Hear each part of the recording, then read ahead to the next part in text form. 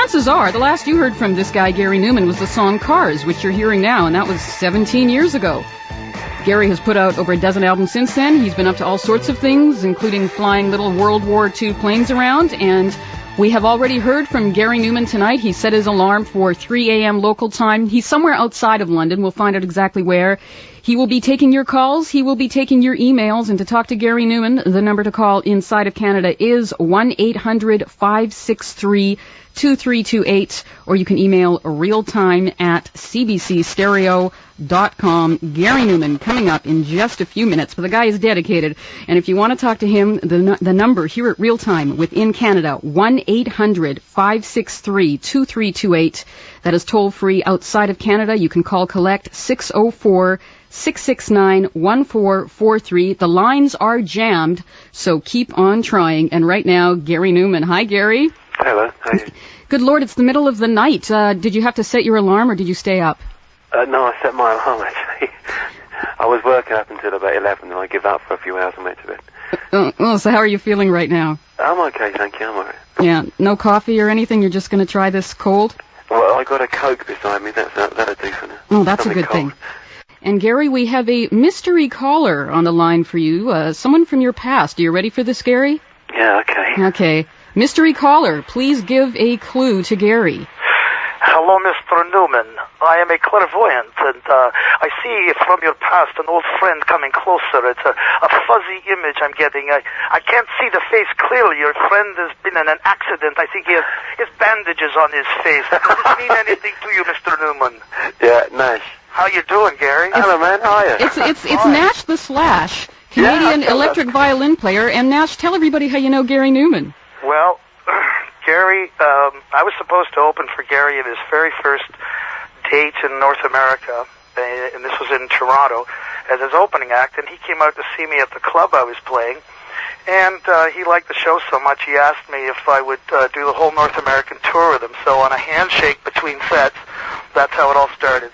Was it did his dad do the business deal? Because his dad was there too, right? Oh yeah, sure. His dad, Tony and Gary both came to the show and to the club.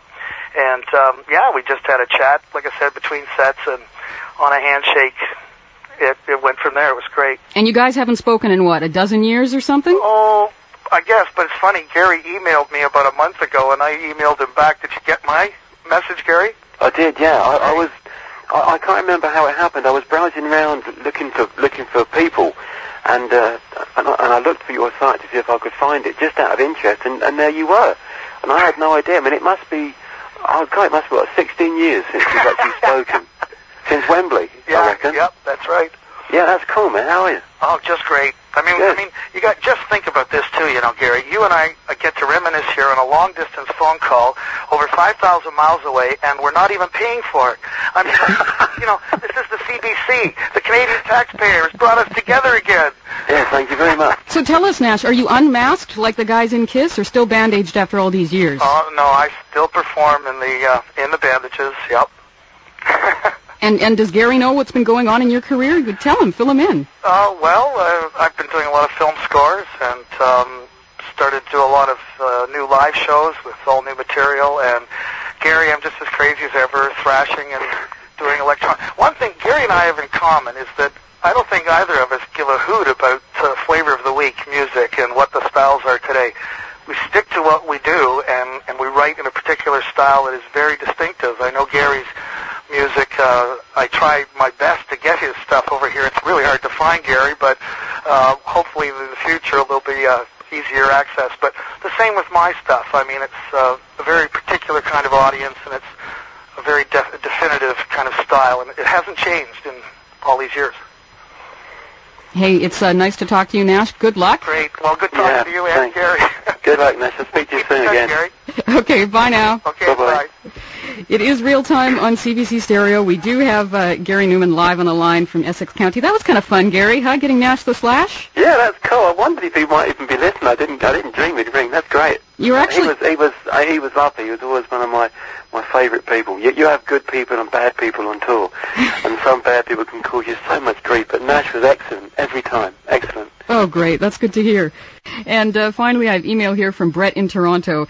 This is a good technical question. This is actually from a friend of Nash the Slashes, and he says, Gary, my question is, should I sell my mini Moog for $1,500 Canadian, which is about 750 quid? I have a buyer, I don't really use it anymore, and it seems that there are a lot of minis around. Do you think that minis are going to continue to appreciate? And finally, would you sell me one of your Poly Moogs? What do you think? I think all the Poly Moogs have gone. Mm-hmm. I had 5, but I think they've all been sold now. I was cleaning out my garage the other day, and I found a mini Moog in the back of it. In your garage? Yeah, I found it. It must have been in there for years and years, and I had no idea. So I'm going to keep it, man, as a collector's item, you know. And unless you really, really need the money, I would hang on to them because the mini Moog is just part of music history, and it's one day. People would put them in cases, and people would stand for hours just to look at them. I'm sure of it. Well, I've got news for you, Gary, because do an internet search on Moog when we're finished this. They are remaking some of the old mini Moogs. Yeah. Yeah, they have a Moog website, and they're selling them and they're remaking them. How about that? That's cool. Yeah. Yeah, it won't be the same though. No, of course not. They'll put extra bits on them, flashing lights, and they won't be the same as they were.